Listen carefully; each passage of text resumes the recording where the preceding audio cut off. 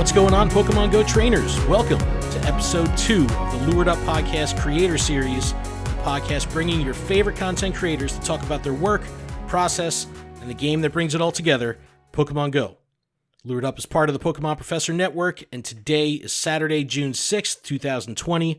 I'm your host, Ken Pescatore, joined by my co-host, Adam Tuttle.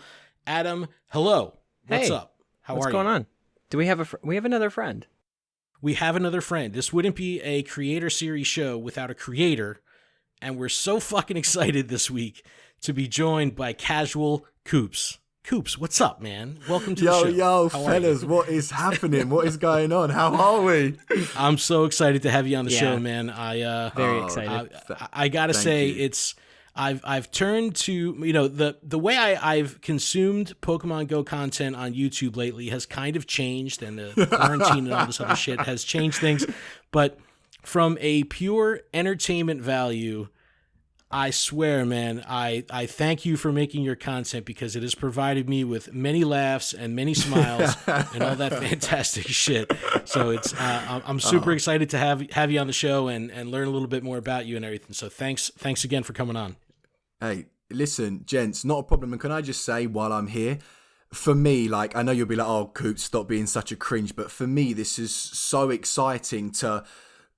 as you guys, to class me as an actual content creator, like, it really means the world. So I'm so excited to be here, and yeah, man, I hope you've got those bleeping sensors ready. Cause no, fuck that. We're fully uncensored, man. You can say whatever the fuck you say whatever the fuck you want. That's There's like not enough funny Pikachus thing. It's like, for this podcast. Let me tell you. Yeah, true. On social media we're censored, but on the podcast it's no holds barred. But it's always funny having creators on, like the Pokemon Go space on YouTube is very fucking sanitized. I mean, it's very clean, and you know, having some creators on the show in the past is funny because they get to cut loose a little bit, you know, and relax, and it's just like, I remember the first time we had Reversal on, and he was just like, I could say fuck, it's like this. It was just so funny. It was like really, really funny. So yeah, it's all good, man. Don't worry about the censors. We're all good. We're rocking the explicit tag with pride. You know this podcast is right up my street, don't you? You know that. So let's get into it. You know that.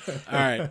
So why don't you give us a rundown about yourself? Let us know who you are, where you're from, what you do, and then we'll start, you know, get to know you a little bit, and then we'll talk about your content. Okay. So basically me, I don't normally tell people this, but fuck it. I've got my boys here. I've got Ken and Adam here, so I'm going to tell you. So my name is Luke Cooper, but I shorten it to Coops, and obviously I'm a casual, so I'm Casual Coops, as you all know me by. And forget the YouTube world, bro. In the normal world, I'm actually a dancer. So I went to college for 4 years. I trained in dance, singing, acting, musical theatre. I went to college for 4 years, and I've sort of been in the industry, dancing and sort of, you know, fannying my way through life on the stage, having a good time, meeting loads of people, traveling the world. So that's what I do. That's what I do. Hold on, amazing. hard stop. That's fucking fascinating. That is like the most amazing curveball that I've ever had on this show. Like that, I would have never thought that. So that's fucking awesome, man. Can I just say, I threw you 2 curveballs then. One was my real name, and 2 was that I'm a ballet dancer. That's amazing, dude. I actually took ballet for about a year and a half. I studied martial arts. Fuck off, you're lying. No, seriously. No, and I just played Just Dance, so, you know. I dabbled in DDR at one point. It still counts. Yo, I'll fuck someone up in DDR, bro. Don't get me started. No, I studied martial arts my whole life, and you know, I was a martial arts instructor for a couple of years. So there was 2 years where I took some basic ballet just to improve my balance and footwork. So I'm all about it, man. I studied fencing too, and there was a lot of very close similarities between dancing footwork and fencing footwork. So that's fucking awesome. Ballet, man. You know, cool. ballet is so important for, like you said, for any skill like that. So yeah, I'm glad you can relate. That's nice. I mean, most people, when they see me and they meet me, they think, no, you're a builder, bro. You're not a dancer. And I'm like, I swear I'm a dancer. And yeah, so many people are shocked like you guys are today. But I promise you, that is my career. I'm a dancer, genuine. That's so awesome, man. Yeah. That's so cool. And where does the content come in? Like, how long have you been making content, and what kind of inspired you to get started in with that level of creativity, like doing that, as I guess, I mean, it's you seem exceptionally natural behind the camera. I guess that's because you have experience being on stage, but what kind of, what was the catalyst for you to pick up the camera? I think going from what you said, I think the confidence that you guys see from me on camera does definitely come from the industry I'm in, for sure, 100%. But creating a YouTube channel was something that I wanted to do for such a long time, like for so long, bro. I was like, I really want to get into creating videos, and I wasn't too sure. So basically, it would have been, about 2 years ago. I think the videos are still on my channel now. About 2 years ago, I started creating videos about my life. And I'd sort of upload my first video and I get 1,000 views. My second video would get 800. My third video would get, and they would just get lower and lower and lower and lower. And I didn't really enjoy making content like about myself. Do you know what I mean? Like, oh, everybody look at me. Here's me dancing. Or I'm not that type of guy. I know you wouldn't believe that watching my Pokemon videos, but like, I'm not arrogant. I'm not like that at all. So as my views were going down, I was like, this is shit. Like, I need content that people are going to watch. And at that time I was watching, my trainer tips, and I was really into the Pokemon GO videos. And obviously I was really into playing the game. And that's when the flip switch, bro. And yeah, as you see, you're a fan of my channel now, which I'm so grateful for. And that's the transition from went to normal videos about my life to going into the Pogo ones, man. That's great. So what your influences, I mean, you started watching, Trainer Tips was, when it comes to Pokemon YouTube content, Pokemon GO YouTube content, Trainer Tips was like my go-to. That was my daily watch. It was part of my routine. For sure. Yeah, so what were some of your influences? What were you watching? And again, you're an international creator. Where are you from? First of all, we didn't even talk about that. So it's all good, bro. I'm from like born and bred London, man. I'm a born and bred Cockney. If you can't tell, I've got my microphone. I've got my microphone professional voice on right now. But yeah, I had no idea. I thought you were from fucking Jersey. Yeah, man. I can't hide this thick London boy, man. I can't hide it. Cool, man. So that's I'm already fascinated. So that's so absolutely awesome. I don't want to repeat myself, but I'm so grateful to be here. And going on from your question before, Ken, the people that I was watching at the time when I started to transition, I was the same as you, bro. I used to get into bed, dude. This is going to sound so fucking sad, but I used to get into bed and I used to look forward to watching a Trainer Tips video, because in the UK, by the time I'd get into bed, he would always upload a video at that time. I think he obviously must upload at 6, 7 p.m. in America, which is midnight for me. So I'd get into bed and I'd be like so gassed watching this Trainer Tips video. And I was like, I can do that, man. Like I can do something like that. So obviously I put my own flavor on it. Which is awesome. I love that flavor. I'll take some more of it Adam. Any day. Thank you. But as far as your relationship with Pokemon, like, is this your first game?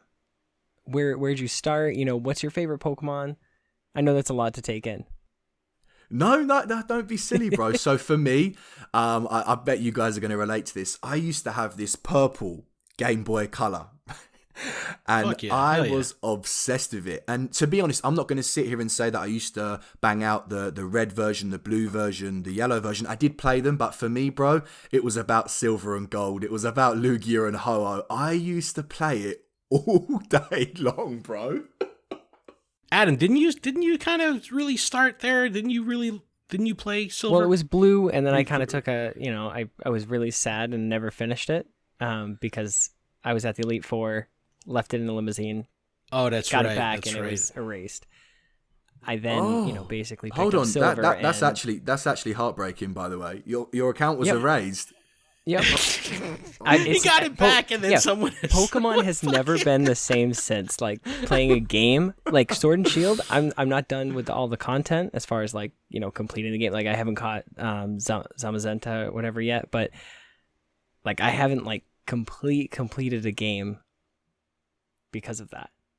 Like that I have it's PTSD tainted your from entire Pokemon experience. Yeah, for the rest and of you your know, life? and you know what's mad? I bet that was years ago. And you're still. I was to 10 this years day. old. I was playing this. I've been playing since this game came out.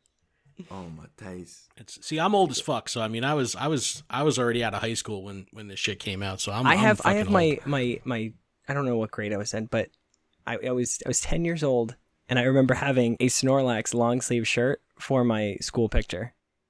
I've seen that picture. Yeah, and it's the cutest it's thing like ever. honestly, it's my Skype username photo, just because it is hilarious. Listen, you need to go on Twitter after this, and you need to at me in that picture. I need to see that shit. I need to see that. It's hilarious. He looks exactly the same. It's the funniest shit. But yeah, I started with Silver officially. Basically, I kind of kept going with it, and then I fell in love with Delibird, and that's a story we can get into. Probably time. At episode like 700. No, but what's your favorite Pokemon? You started playing with Gold and Silver. Yeah, man. So like I said, Game Boy Color, Gold and Silver, that was just like the thing when I was younger.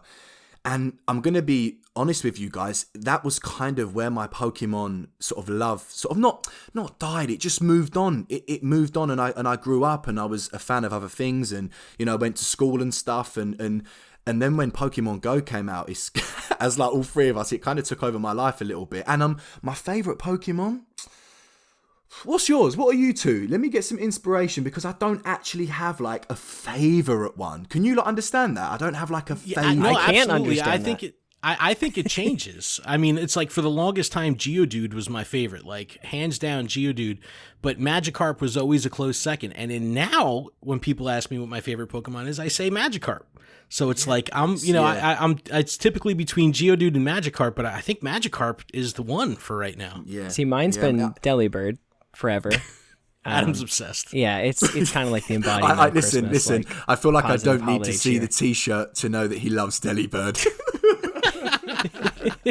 Okay, so, and then, like Ken said, it does sort of change. Sableye has become my second, but that's because of my career path right now. It's like I'm in jewelry, so, gems and stuff, like, it just... I see. Yeah, it's like I want him on my shoulder, just be like, yes. Yeah, with his gems on his jewelry. back. Yeah, exactly. And it's like, that's an emerald, a ruby, a sapphire. Like, I was like, I've worked with these. Like, it's really cool. But you said you play Pokemon Go and it took over your life. How do you enjoy playing the game? What's your favorite way to play? So, no, I'm going to be completely honest with you guys. I think for me, like, I don't want to sound like a wanker at all, but just doing what I do with the dancing and that, like, I travel a lot, and I have traveled a lot since Pokemon Go has come out and since I've started playing it properly. And it's so nice I've gone to Australia for months, I've gone to Dubai for months, I've gone to Vienna in Austria for months, and every single person that I meet in all these different countries and the group of friends that I meet, they play the game so differently. So it's like whenever I travel to a different place, it's just a breath of fresh air to respect and understand how they play. And it might not be as full on as me and my mates play in London, but it's just so nice to see how different parts of the world play the game so differently. It's actually mad. No, that's something that we talk about on the show a lot. It's that part of the what makes Pokemon Go such a robust game is the ability for so many different people to connect with it on so many different levels. And when you put all that together, it makes this crazy experience, because I can enjoy the game. And, I know people that they enjoy just creating Pokestops, and they live in the Wayfarer world, and they may not even engage with the game. I've seen your tweets. Yeah. Or like, do something with AR, and it's like they're not even catching, they're just creating. It's like that's what I love about this fucking game, is there's just so many ways that you can connect with it. And then when you put it all together, it's like, it's still rooted in the game, the same game, but there's just so many ways that people can identify with it. Right, and it's like catching Pokemon, the most basic task and the most simple thing, like the main focus of the game is to, catch Pokemon. And that has become like watered down. So now it's like you kind of load in, you're like, oh, I got some gifts, let me open them. Let me send There's some so gifts. much shit to do. Yeah. There's so much shit to do. Oh, I got a PvP. I just got this free research task. I got to get that completed. Like, there's so much to do. Let's shift gears real quick to your content. Now, if someone's not familiar with your content, what can they expect watching one of your videos? Like, what would be the elevator pitch of like, hey, I make Pokemon Go videos, this is what you can expect? Okay, so correct me if I'm wrong. Can I just give my 2 cents? Yeah. Because I just want to say, like, this is what I see when I like picture Gordon Ramsay playing Pokemon Go. I'm done. That's literally how I feel. I'm done. I'm done with you, Adam. I've only met you for 10 minutes. I'm done with you. I'm done. You're an idiot sandwich. Dude, do you know what I've seen? You're gonna catch him? Look it, you're catching a cold over here. No, do you know what do you know how recently I've been tagged in so many memes of the guy from Game of Thrones, bro? It's like, what's going on? Gordon Ramsay, I've got Game of Thrones, what's next? Oh man, I think I could find some. I'll find some. I'll do some digging. But no, tell us about your content though. You know, so for me, like I said, correct me if I'm wrong, I feel like I'm a Cockney from London that swears a lot and has a lot of banter. But when I say the word banter, I feel like Americans don't really understand the word banter. Am I correct in saying that? No, I mean, it's definitely a vague term on this side of the pond, for sure. Yeah. I mean, banter could just mean like a lot of talking, you know what I mean? But the banter, I guess, from what the way it would apply to you is just what goes along with the act of playing Pokemon, the verbalization of it. You know what it is? I think now I'm thinking about it. Obviously, I've never really thought about my content. I just kind of film myself and edit myself and put it out to the people to hopefully that everybody enjoys. But I think now I'm thinking about it, I would say I take the piss out of myself. I take the mickey out of myself and I take the mickey out of the game. But I kind of do it in a really endearing way and a really entertaining way that kind of makes people want to play the game, if that kind of makes sense. I might have made no sense, but I feel like I take the piss out of myself, I take the mickey out of the game, I take the mickey of Niantic, but at the end of the day, I never do it in a malicious way, like I'm really personally attacking anybody. I just do it in like a light-hearted way that people can be like, yeah, Coops is completely right. They did do that shit update that not works, but I'm still here playing the game. I'm still here enjoying the game, you know? No, that's actually a really good point, because that kind of takes me to the next point I wanted to make, is that you're very outspoken when it comes to your criticisms of Niantic, and obviously you'd be hypocritical if you were to be like, you know, some of the folks we see on the internet where they'll talk shit all day long about how much they hate the fucking game or they hate Niantic, but they can't put the game down. So it's like, I understand. I mean, I'm all for being hypercritical, especially when you have as much passion as many of the trainers do that are into Pokemon Go. You're allowed to be hypercritical. That's totally fine. But you're definitely outspoken, especially when it comes to PvP and, you know, the issues that Niantic has had with servers and lag and all that stuff. How much of that is content and how much of that is like really rooted personally? So first of all, I think I'm just bitter because I'm so terrible at PvP. I think, forget the lag, I'm just so bad. I'm just bitter.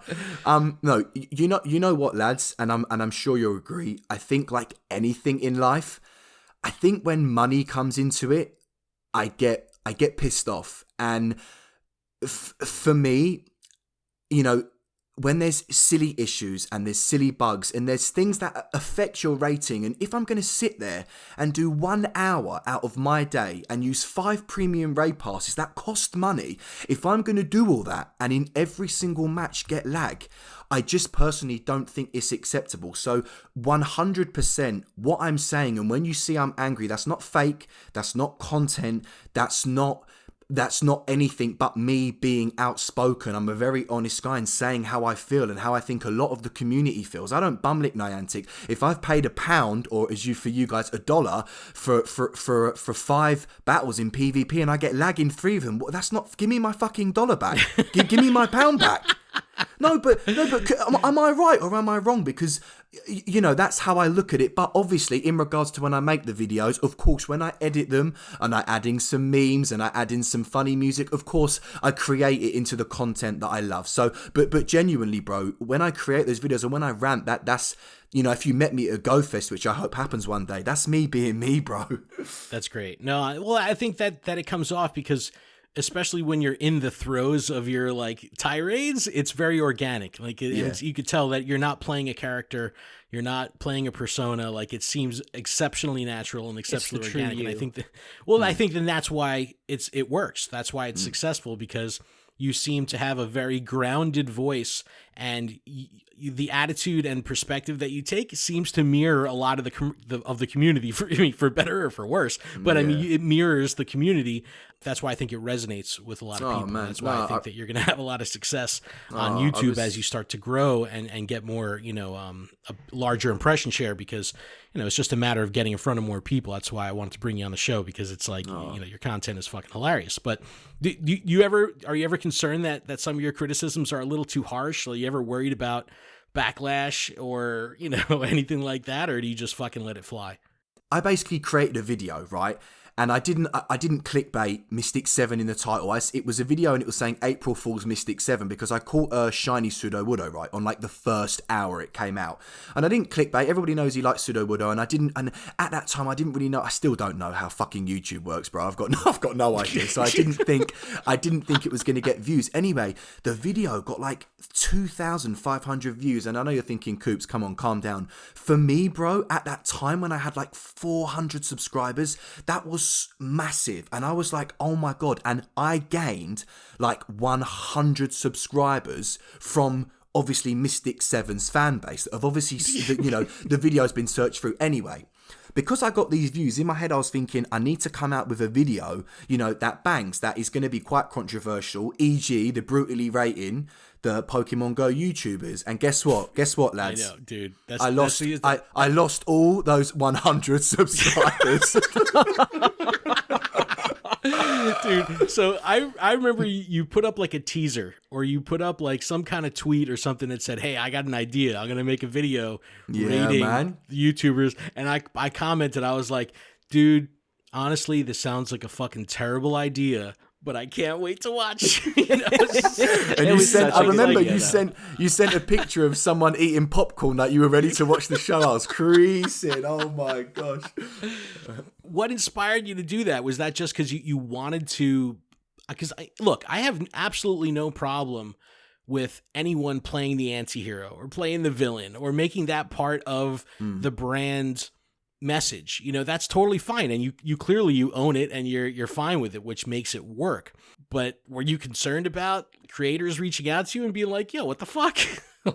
Or did you just it had to be hilarious. It had to be fucking hilarious. It's such a good question, and again, it's what I say when I release the video. I'm saying, guys, take this with a bit of pinch of salt. This is kind of my opinion / the truth, but the truth in a really like fun, light-hearted way. And I know I rip into a few people, and I'm not nasty. And like I said, I never create anything to be malicious at all, because I've got great banter. If anybody were to take the piss out of me, I'll be sharing the video like, guys, watch this. And as you know, I take the piss out of myself. But I'm not going to lie, I was definitely shocked at getting these, I didn't know how sensitive Mystic 7's following is, man. They're very sensitive, obviously. Oh, yeah, dude. Yeah. But I was so grateful that I did it, bro, because honestly, and you're going to die at this, of course, I slagged off Mystic 7 and JT Gilly, but they were the only two that did not respond to me at all. Every single other creator either followed me on Twitter,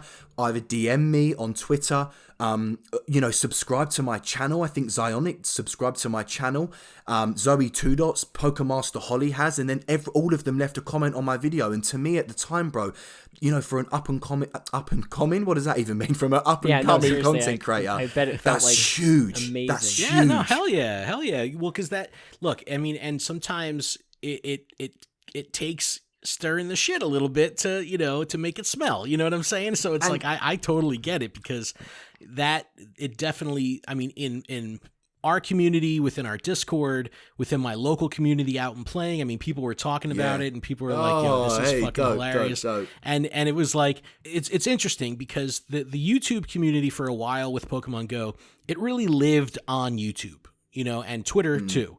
But when you were outside playing and you're raiding or with your community, YouTube necessarily wasn't part of the nomenclature. We weren't talking about it per se. But when that video came out, it was like people were telling stories and they were cracking up. And every time you added that little fucking hit of that song, in here, I was fucking dying, dude. I was laughing so hard. I was like, what makes this funny is the delivery. On top of the fact that you're just, taking the piss out of someone is the greatest fucking non-American thing ever, but I fucking love that. I'm gonna start using that. But doing that is funny within itself, but like just your cuts and your edits and the style of putting it all together was what made it really fucking funny and works so well. So good on you, man. I'm glad you did it. No, I said, it it definitely pissed people off, but dude, I've pissed plenty of people off in the past couple months too. So I'm not going to talk about that it's not okay to stir the pot sometimes, because I do that shit all the time. And I feel like you guys will understand this as well. I think for me, lads, like at the time I'd created like 45, 50 videos, and not that I was sick of it, because, grind, you've got to grind, hard work pays off eventually. I'm not just expecting to upload one video and become famous. Like, it's not like that for anyone. But at the time I'd done 40 videos and I was so frustrated that I felt like I was creating content that people could enjoy, and I was getting 80 views, 100 views, 150 views, and I'm so glad I made that video, because now when people see me, or if they've watched my videos or seen a tweet or seen a share, I feel like now people know who I am. And like you said, if I had to stir the pot a bit for people to know who Casual Coops is as a Pokemon Go content creator, I'm so fucking glad I did it, as you can probably agree. Yes. I hate when creators and content at large takes itself overly serious to the point where it loses the fact that we're talking about fucking video games here and having fun. Yeah. So when you lose that and it just becomes so rigid and, just sanitized and clean and by the book, it's like, it just gets monotonous. So seeing like that was kind of, your video like that was like a breath of fresh air. I was like, all right, I remember watching content is supposed to be entertaining, and I'm fucking entertained. I forgot what that was all about for a bit. So no, it was absolutely awesome. So I'm totally glad you did it. I'm glad. Appreciate that, guys. Thank you. Well, speaking of sanitization, make sure to wash your hands. So your content has a lot of bleeps in it, and it's hilarious hearing those. But have you ever thought about creating videos with the explicit tag or the explicit language? Yeah, it's a tough one, because as you can tell, I do not create my content for kids. Like, I just don't at all. But I've got a few people that say to me, my little boy, my little girl, they love watching your videos. And as much as I would love to just be me and not bleep out the swearing, I just feel like I swear a lot, as you know. And just a precaution for me in my videos, I would just prefer to not have it in. I just feel like it's respectful if kids do ever come across my channel. I don't think it's cool to be effing and blinding and telling 7, 8, 9-year-olds that it's okay to be like that, because it's okay to be like that when you're 20. I don't know. I just would hate to be that guy that, I don't know. I don't know. I don't know what I'm trying to say, but it's. I would prefer to just bleep it out than put it in. No, we tackled. Adam, I don't even know what episode number. We were clean when we first started, and I don't know. We did quite a few episodes. Maybe like, do you remember, Adam? Was it like 30, 40 episodes or something like that? I don't remember when we went to the explicit tag. I don't remember, but I do remember the second that it happened. It was a downward spiral. Yeah, it was like I wasn't sure how it would react. Well, Adam was always the proper one. Adam was always the proper one. No, we can't say this. And then eventually, little by little by little by little, I showed him the growth. The numbers were. It was like, yeah. He's increasing. Like, no. Look, it's a good thing. We're growing. And I was like, fuck. Listen. I'm so. And then it was just like up. I was like, oh, okay. So I think we should all swear right now. No, I'm joking. Do you know what though? If you say the growth helps, I want to hit 1,000 subs so much. I'm gonna take the fucking bleeping out from tomorrow, bro. Fuck it, I'm doing it. I'm taking the bleeping out. If you can sit here and say to me the growth works, bro, I'm going back. I'm re-editing all my vids. It worked for us. Because when we were clean, we didn't curse and bleep it. Like, if we had a slip up, like one per episode, I might bleep it. But we were like clean.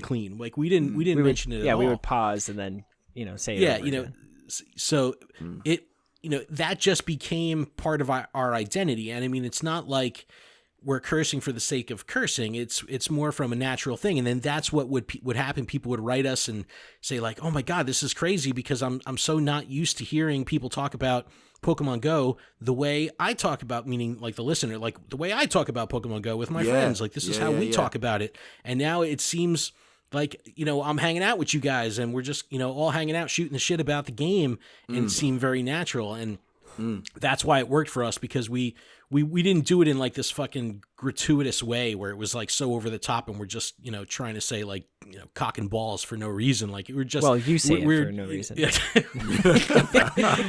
But it was, no, it went, once it became part of our, our style, it seemed a little bit more natural. And then that's what our community was able to latch onto. And I mean, there's plenty of fucking podcasts out there that don't, use profanity, and good on them. It's like, but that's just, we've decided to, we made that right turn instead of a left turn and we never fucking looked back. That's all. Right. And it's like, cause I would be, mortified if I couldn't be like, if I see another fucking hat wearing Pikachu, it would be too soon. What are you talking about? We love them. We love them. We love. Yeah, Ken. It feels like it's not right when he swears. I'm like, bro, like it doesn't sound right. It feels like my 11-year-old son. Well, when to he's be like honest, it's earlier in the day than I normally record, so my son is up and he's in the living room right now. So I'm trying not to be obnoxious. We need to insert a duck quack. Yeah, quack, quack. Side yeah. All right. So if you weren't making YouTube videos, where would you put your creative use to? Like what other outlet would you have? Well, that's a really good question. And you know what? It's a hard one because doing the job that I do, I perform normally in the nighttime and I kind of have all day free. So, I just love editing. I love photography. I love videography and I love editing. So I don't know whether it would be something to do with that, but I also have a creative aspect in You're Gonna Die. But I love rapping. I love rap and hip hop and grime music. So that's a big part of my life. So I mean, I don't know, man. I'm just so glad I went into this YouTube world because I absolutely love creating videos. But it would have been somewhere, I reckon, in with photography, videography, music, that type of creative stuff. Hell yeah. That's awesome. amazing. That's awesome. And so what's the most fun memory of Pokemon Go that you have so far? I don't want to be that guy. That's like my famous tweet, innit? I hate to be that guy. This is going to sound so cringy. Ken, you're going to kill me. But I just love it. Like, I just love when I meet up with a group of people and we're just going out for the day in the car raiding, or we're just like in a shopping center, just hunting, and we go out for lunch. And the thing that I love about the game is that I love meeting people. Like, I just fucking love meeting new people and traveling. But it's a really tough question. But I think probably my best memory would have definitely been last year's Go Fest. And fuck coronavirus. What the hell? I know, man. It's like we were so looking forward to Go Fest this year. I mean, it's still going to be awesome to meet all the new around, creators and stuff. But like we had such high hopes and high plans to do like such cool shit. It really sucks. Was you guys coming to Liverpool as well? Don't tell me you were.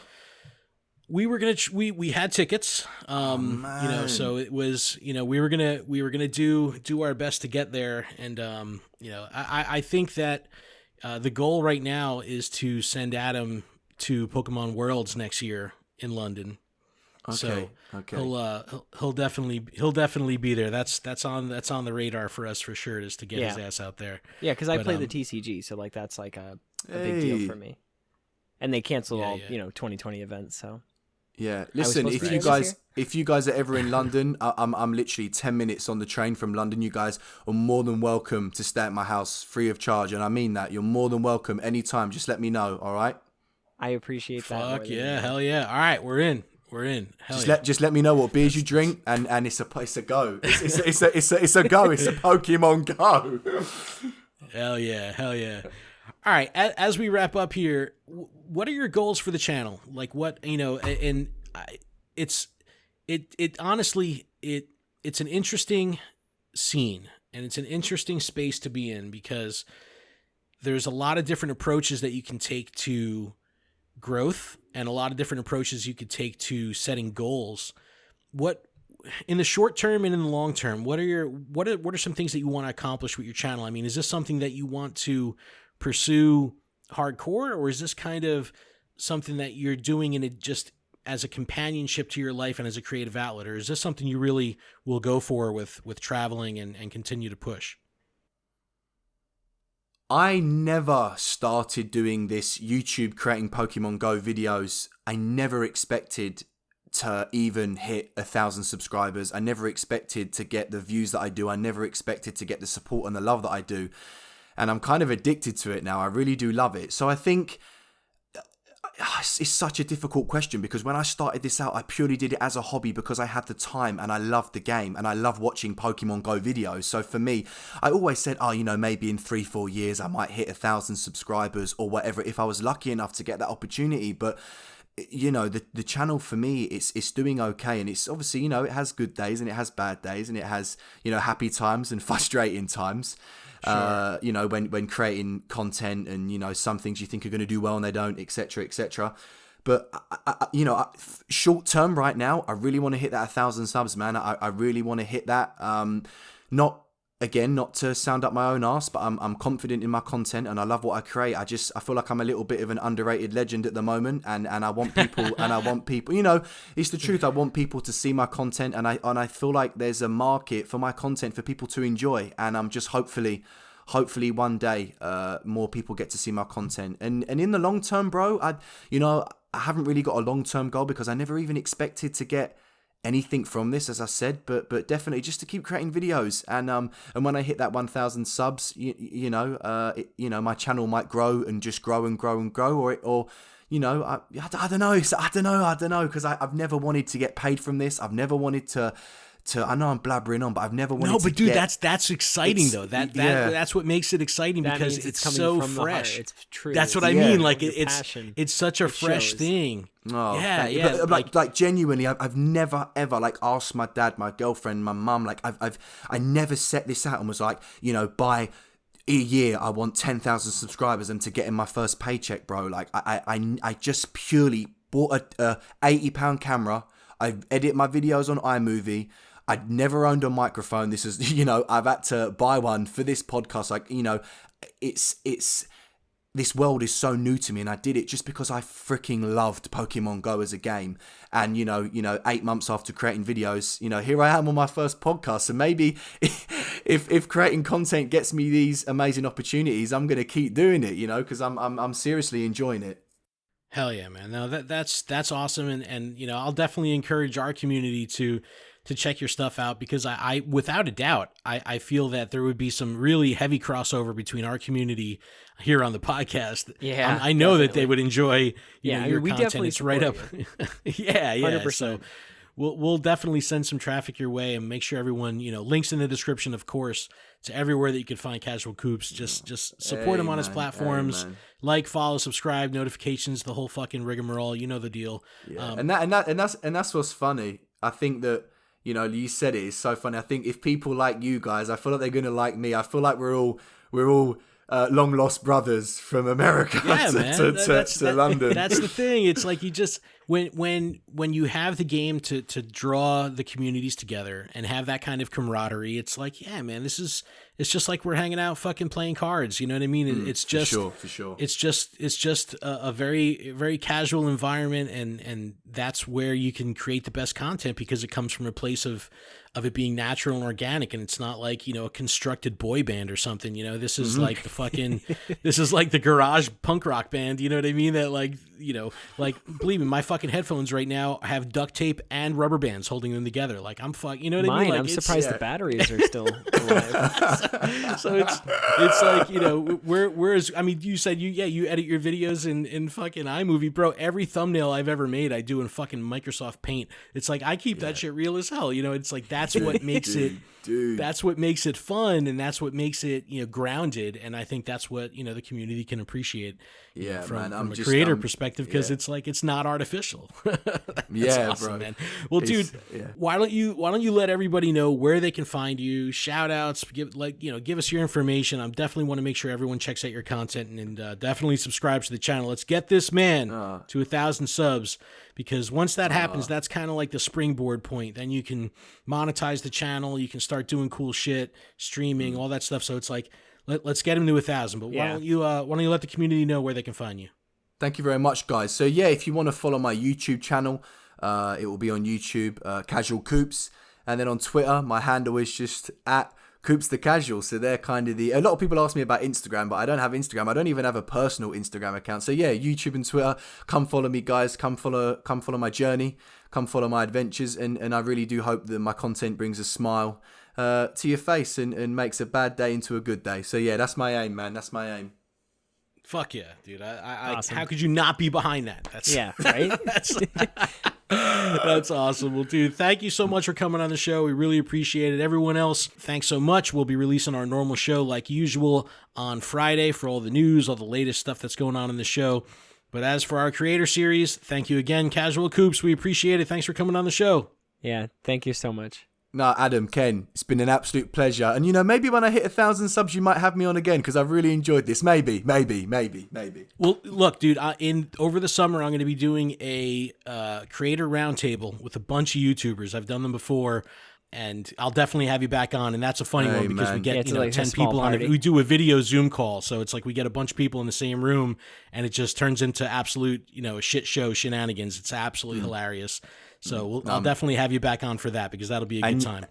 And the Cockney Casual is up for that. Lads, honestly, I cannot thank you enough. It's been a pleasure. And I cannot wait to meet you guys at a flipping Go Fest, man. It's been exciting. Yeah, hell yeah. Definitely. All right, everyone. Thank you guys so much for listening. Next week, we have Zoe Two Dots coming on the show. The following week, the Trainer Club. The following week, JT Valor. So we got a bunch more creators coming on over the next few weeks. Definitely check out the show for more of that goodness. And we'll see y'all next week. LuredUp.com for everything we got going on.